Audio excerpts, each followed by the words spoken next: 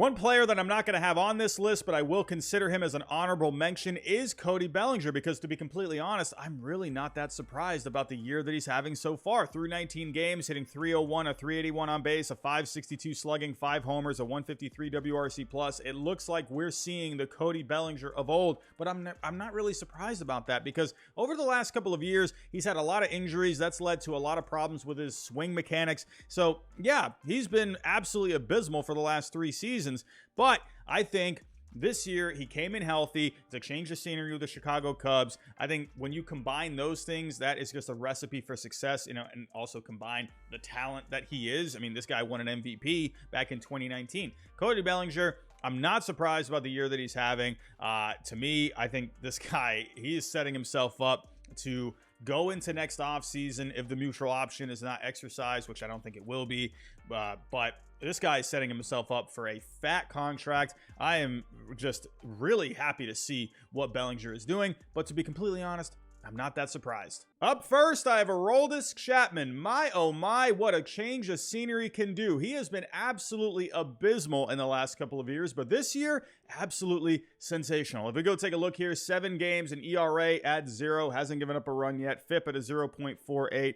These numbers look so much better than they have in the last couple of years. The biggest difference with Aroldis Chapman is he is just simply throwing more strikes. If you take a look here, the walks are down from at least 6 in 21 and 22 to 2.5 as of right now. That, I think, is the biggest difference, and it's translating to more strikeouts so far. And as you can see here, his velocity is on average back up a little bit, averaging 99.6 miles an hour at the moment. I think what Aroldis Chapman did in the offseason, I think he worked on some mechanics, and I think that's helped him throw more strikes, and it's also translated to more velocity as well. And taking a look here, when it comes to throwing strikes, last year he was in the zone 45.7% of the time, and now he's at 52.7% of the time. So that's the biggest key. That's the biggest key with Chapman. If he can throw strikes, he's going to be dominant, because this guy's still got good stuff. Sure, he's 35 years old, but he's still throwing over 100 miles an hour out there. I do think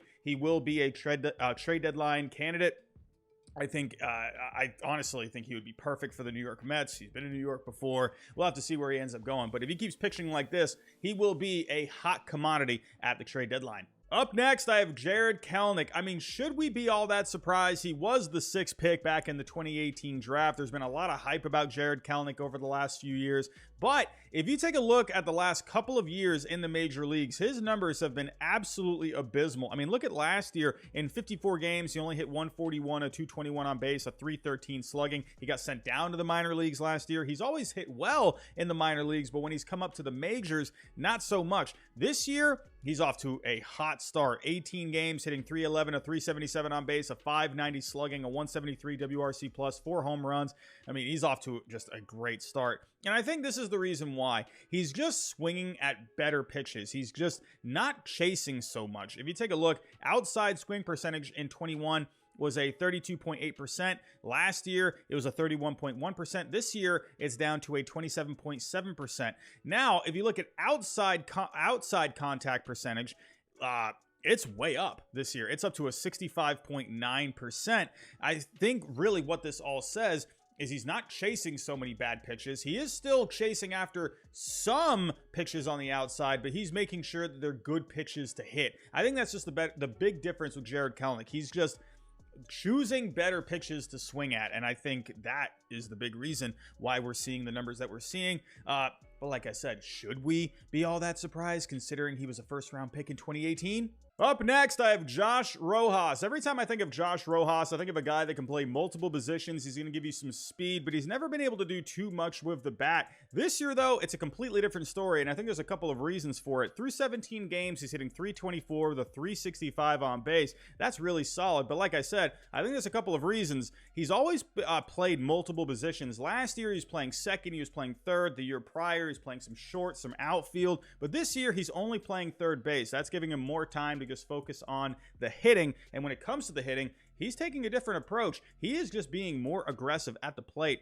It shows in the numbers. If you take a look here, 41.9% of the time when it came to his swing percentage. Last year, it was at 40.8%. This year, it's up to 45.8% of the time. shows on StatCast as well. If you go take a look here, his walk percentage this year is in the 33rd percentile, and his chase rate is in the 50th percentile. Well, last year, it was in the 81st percentile, and his chase rate was in the 96th percentile. Usually you see these hitters, they try to be more patient at the plate, and he's actually trying to do the opposite, and it's translating to success. I'm liking what I'm seeing out of Rojas so far. The Diamondbacks have been a pretty fun team. I'm excited to see what he does the rest of the way. Coming in next, I have Graham Ashcraft. Every time I think of the Reds rotation, I'm thinking of Hunter Green, I'm thinking of Nick Lodolo, but Graham Ashcraft has actually been their best pitcher so far. Take a look at the numbers here. Very good. 4 starts, a 1.88 ERA, a FIP of 3.51. There's a couple of reasons for this. First off, if you take a look, he's getting more strikeouts. 6 strikeouts per 9 last year, up to just under 8 per 9. Now, the walks have gone up a little bit, but I think that's done by design. I think he's trying to move more around the zone. He's trying to get guys to chase a little bit more. And if you take a look here, when it comes to Ashcraft, he's a 3-pitch guy, cutter, slider, sinker. But if you take a look at how he's been using the pitches so far, the cutter is down from 50% of the time last year to 41.9% of the time, but he's throwing the slider a lot more. 27% of the time last year, all the way up to 40%. He's throwing less sinkers. So I think he's just trying to just use that slider a little bit more to just punch some guys out. And the cutter has been getting better results as well. Last year, hitters were hitting 285 against his cutter. This year, it's down to 212.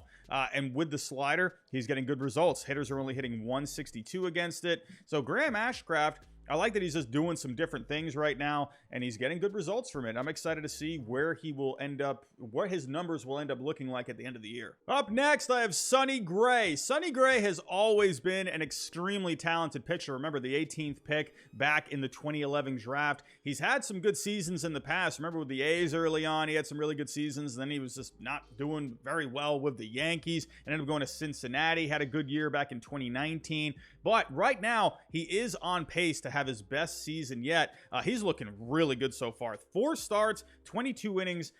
Right now, ERA at a 0.82, FIP at a 2.20. He had 1 start against the Astros so far this year. He struck out 13 Astros in his second start. Did well against my Red Sox as well through 5. He's just looking really good so far this year. And I think a big reason for it is just how he's been using his pitches. This is a guy who has a ton of different pitches, but if you take a look here, he's throwing a lot less fastballs. Last year was at 28%. That's down to 17%, but he's mixing in more curveballs. He's mixing in more sliders, more cutters, more changeups. So he's relying a lot more on the off-speed pitches, and he's getting great results. His strikeouts are back up to what they were in prior years.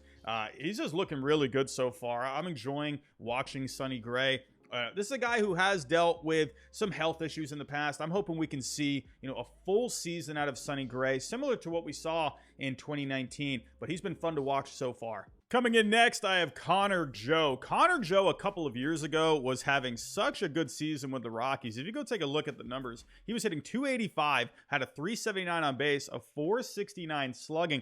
But last year, those numbers all went down to a 238 batting average. The on-base went down. The on-base was still okay at a 338, but the slugging went down. So a lot of people were thinking, well, maybe it was the Coors effect. That's pretty much all Connor Joe was going to be. But he went to Pittsburgh, and right now, he is just having an amazing season so far through 16 games, hitting 377, a 459 on base, and that slugging is all the way up to a 679, a 203 WRC plus. I mean, look at all the Reds that we're seeing right now on StatCast. Like, this guy has just been absolutely fantastic. This Pirates team is just clicking all over the place. So it looks like that 2021 season was not a mirage by any means. This guy's off to a great start. I'm glad to see, I'm a little surprised, because I was thinking last year, well, maybe it was the Coors effect, but he's completely proving me wrong. He's proving a lot of people wrong. I'm very happy with what he's doing so far with the Pirates. Coming in next, I have Patrick Wisdom. Here's another guy a couple of years ago who had himself a really good season, but his numbers dropped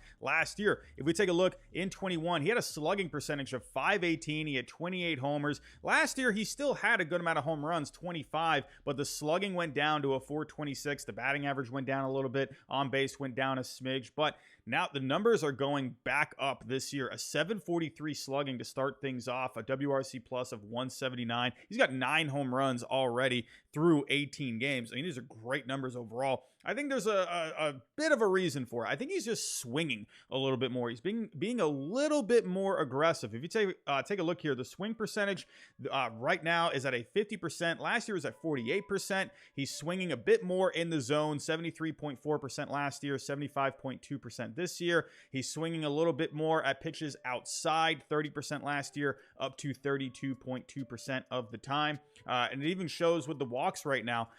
This year he's in the 32nd percentile. Last year he was in the 72nd percentile. So I think he's just being a bit more aggressive at the plate. He's just trying to do more damage at the plate, and it's right now translating into results. He's off to a fun start this year, and the Cubs, they're a fun-looking team right now. I'm looking to see what he can do for the rest of the year. Up next, I have Alex Verdugo. Doogie is looking really good so far this year. Through 21 games, hitting .341 with a .407 on base and a .524 slugging. Now, you could say a lot of people, they think with Verdugo, he's always had this in him, so why are you surprised? Well, his numbers last year took a step back. If you take a look, his on-base went down last year. Batting average went down. Slugging went down a little bit. Even Alex Cora had to come out and say, hey, Alex Verdugo, he can be a lot better than this. And Verdugo, he has completely responded to the challenge, having himself a fantastic year. Everything is high when it comes to the percentile rankings, except for the barrel percentage. Man, imagine if he starts getting some more barrels on the ball. This guy, he's just going to be out of his mind. Now, question is, will the Red Sox get this guy locked up to an extension? The way he's playing right now, I think you got to figure something out for an extension with him. He's looking really good. Now, when it comes to just the surprise level, I'm more surprised at how good he's doing so far. I know he's a good player. It's just this good, I didn't think we were going to be seeing this, so I'm quite happy about that. Up next, I have Matt Chapman. Matt Chapman is looking like Mike Schmidt right now. What the heck is going on? My goodness, this guy is off to a hot start this year. Now, with Chapman, we've always seen the ability for him to hit for power, drive in runs, but when you always look at the slash line, it's, low batting average. The on-base is never really too high, except for the early part of his career, and the slugging, the last couple of years, it's been in the 400s. He has a career batting average of 244, but this year he's up to 380. His on-base is at a 457, and for his career, it's at a 332, and the slugging right now is at a 718. In his career, it's been a 475. Chapman, it is just like incredible what he's doing right now. It is just off the charts, mind-boggling. Looking at the StatCast numbers, he's at the top in basically everything. My goodness, it's, and what's honestly another surprising thing is that his outs above average are in the 3rd percentile right now. We have always known him to be a really good defensive player, but it looks like this guy's just focusing on the bat right now, and it's translating to awesome results. This Blue Jays lineup is absolutely deadly. Matt Chapman, he's absolutely sensational right now. And last but not least, I have Jorge Mateo staying in the American League East here. Jorge Mateo is just through the roof right now with his numbers. What the heck is going on with this guy? 16 games, hitting .362, a .418 on base, a .638 slugging, a .190 WRC+. My goodness. This guy last year was amazing defensively. He had a 14.4 defense last year, one of the best defensive players in the game, but his offense was just really not great.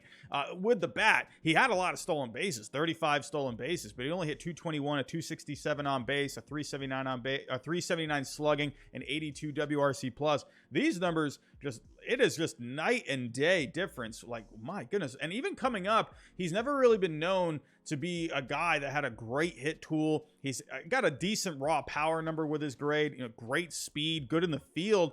But Jorge Mateo, he is just exceeding expectations with the bat right now. Everything is looking good in StatCast. If you take a look at some of his numbers in the minor leagues, he did have some good seasons in the minors. 2017 with the Yankees in AA.